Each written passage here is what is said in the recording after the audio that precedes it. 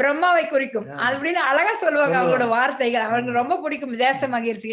அம்மா கண்ணன் ஒரு கை குழந்தை பாடுங்கள். அதை பாடுற சாமி. நிறைய பாடல் அம்மா பாட முடியாது. உங்களுக்காக நான் சரியா? ஓம் நம சிவாய.